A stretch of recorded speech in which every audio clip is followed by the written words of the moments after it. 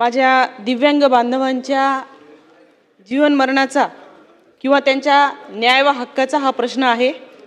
या प्रश्नाच्या अनुषंगाने मुंबई महानगरपालिकेच्या शिक्षण विभागात बोगस दिव्यांग प्रमाणपत्र प्राप्त करून शिक्षक व कर्मचारी नियुक्ती प्रकरणी मनपा शिक्षण अधिकारी यांच्याकडे दिव्यांग कर्मचाऱ्यांबाबत फेरपडताळणी करण्याबाबत शिक्षक संघटनांकडून अनेक निवेदनं प्राप्त झालेली आहे आणि जे दिव्यांग प्रमाणपत्र त्यांनी जे पुढे दिलेले आहेत, सादर केलेले आहेत, त्यांची तपासणी होऊन पुनर्तपासणी होऊन अपंग वैद्यकीय परीक्षक केम रुग्णालयाने याबाबतचा अहवाल मुंबई महानगरपालिकेच्या शिक्षण अधिकारी यांच्याकडे जमा केला आहे काय, हा माझा पहिला प्रश्न आहे।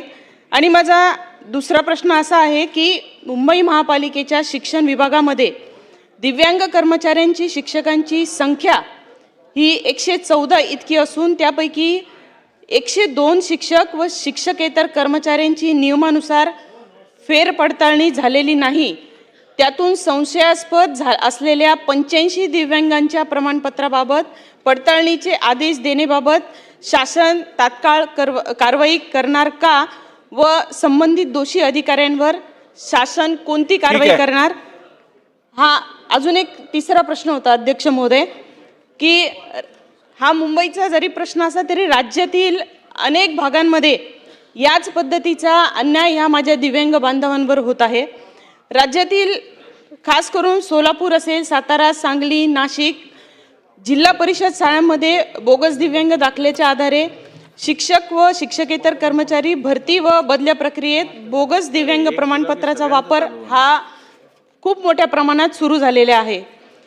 जे शिक्षक पूर्णपणे सुस्थितीत आहेत आणि दिव्यांगांची प्रमाणपत्रे प्राप्त करून बदली बढती करून घेणाऱ्या जिल्हा परिषद, महानगरपालिका, नगरपालिकामध्ये बोगस दिव्यांग प्रमाणपत्र काढून काम करणाऱ्या शिक्षक व इतर कर्मचारी यांच्यावर शासन कारवाई करणार का व अशा कारवाई झालेल्या असलेल्या कारवाईची स्थिती काय आहे हे कृपया याचं उत्तर मंत्री महोदयांनी द्यावं। धन्यवाद। अध्यक्ष महोदय, सन्माननीय सदस्यांनी सर्वोच्चताईने जो मुद्दा मांडला हा सोलापूर, नाशिक जिल्हा परिषदेच्या शाळांमधला मुद्दा आहे आणि मुंबई महानगरपालिकेमधला मुद्दा आहे। मुंबई महानगरपालिकेमध्ये 2024-2025ला 11 जागांची दिव्यांगांची भरती झालेली होती आणि या 11 जागांवर ज्यावेळी आक्षेप आला त्यावेळी पडताळणी झाली आणि पडताळणीतनं सन्माननीय सदस्यांनी सांगितलेली वस्तुस्थिती खरी आहे की 2 दाखले जे आहेत हे 40% कमी मिळाले। त्याच्यामुळे 11 पैकी 9 लोकांना सिलेक्ट करून दोघांना नोकरीमध्ये घेतलेल्या नाही, त्या 2 जागा आपण नंतर भरणार आहोत। आणि जिल्हा परिषदेच्या बाबतीत आपण सन्माननीय सदस्यांनी जे सांगितलं की भरतीसाठी आंदोलन झालं, तर ते भरतीसाठी आंदोलन झालेलं नव्हतं, ते बदल्यांसाठी आंदोलन झालेलं होतं।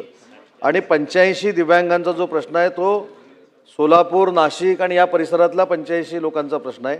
तरी देखील मुंबई महानगरपालिका ज्या 114 जागांची पडताळणी करायची अशी सन्मान्य सदस्यांची मागणी आहे त्याची देखील पुन्हा एकदा पडताळणी केली जाईल आणि ज्या ग्रामीण भागातल्या जिल्हा परिषदा आहेत, म्हणजे सोलापूर, नाशिक पुरतं मर्यादित नाही तर ग्रामीण भागातल्या सगळ्याच जिल्हा परिषदा आहेत त्यांच्या सीओना देखील आदेश दिले जातील की जी दिव्यांगाची भरती झालेली आहे आणि त्यांचे दाखले जे आलेले आहेत त्याची पडताळणी करावी। बोला। अध्यक्ष महोदय, यामध्ये हिंदुस्तान टाइम्स या वृत्तपत्रातली एक बातमी आहे की मुंबई महानगरपालिकेमध्ये जी दिव्यांगांच्या अंतर्गत जी भरती झालेली आहे त्यामध्ये मेडिकल व्हेरिफिकेशन करायला जेव्हा परत एकदा त्यांना सांगण्यात आलं, बहुतांश लोक जे कर्मचारी आहेत ते आलेच नाहीत। जे आले त्यामधले सुद्धा 5 लोक हे दिव्यांगच नव्हते किंवा त्यांची डिसेबिलिटी ही 40% कमी होती, हे वृत्तपत्रात आलेलं आहे। त्यामुळे माझे यामध्ये 2 प्रश्न आहेत। एक तर जी हॉस्पिटल ही खोटी दिव्यांगांची सर्टिफिकेट देत आहेत ज्याच्यामुळे जे खरे दिव्यांग आहेत ज्यांच्यावर अन्याय होतोय, या हॉस्पिटल्सवर कुठेतरी चाप लावण्याकरता आपण काही कारवाई करणार का? दुसरं म्हणजे जे कर्मचारी गेल्या अनेक वर्षापासून शासनाच्या विविध विभागांमध्ये दिव्यांग म्हणून काम करतायत पण शासनाने जेव्हा व्हेरिफिकेशन केलं तेव्हा लक्षात आलं की हे दिव्यांगच नव्हते, या सगळ्यांचे पगार आपण परत घेणार का? सन्मान्य अध्यक्ष महोदय, सन्माननीय सदस्य वरुण श्रीदेसाईंनी जो मुद्दा मांडला त्याच्यामध्ये मुंबई महानगरपालिकेच्या बाबतीमध्ये 11 जणांचा रिव्ह्यू झालेला आहे, पण उर्वरित देखील दिव्यांगांचा जर रिव्ह्यू घ्यायचा असेल तर ते रिव्ह्यू घेण्याची प्रक्रिया आयुक्तांना सुरू करायला आपण सांगू. आणि एक महत्त्वाचा मुद्दा ज्यांनी सांगितला की जर त्याच्यामध्ये पडताळणी झाल्यानंतर ते दाखले जर खोटे दिले गेले असतील तर त्या देणाऱ्या डॉक्टर्सवर देखील कारवाई करू.